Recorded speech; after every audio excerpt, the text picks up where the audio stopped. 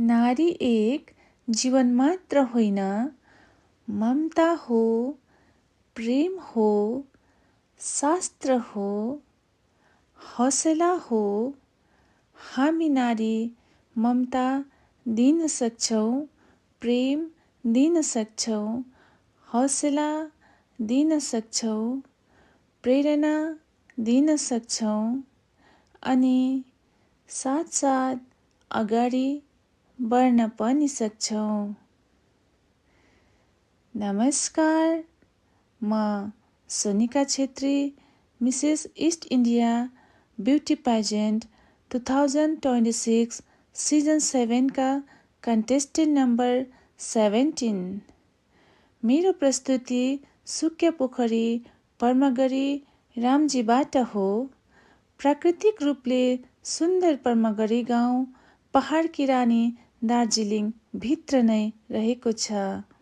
सुन्दर स्थान, सुन्दर जीवनमा एक्लो हुनको पीडा छँदै नै छ, तर पनि पीडित भएर एक्लो बस्न मात्र अमूल्य जीवनको उपहार होइन। आफ्नो जीवन आफूले सुन्दर बनाउन सकिन्छ।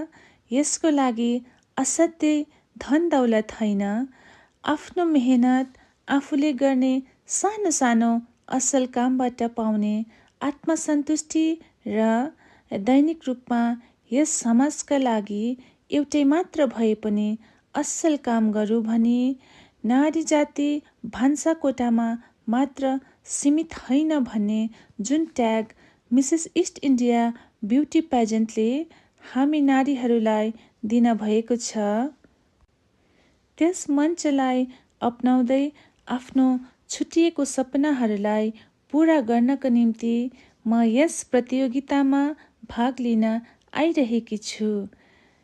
यस मञ्चले हामी जस्ता एकल महिलाहरूलाई अगाडि बढाउन मञ्च प्रस्तुत गरिदिनु भएकोमा सिइओ म्याम अनुदासज्यूलाई हृदयदेखि धेरै धेरै धन्यवाद दिन चाहन्छु।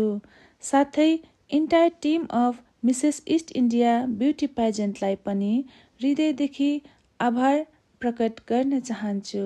धन्यवाद।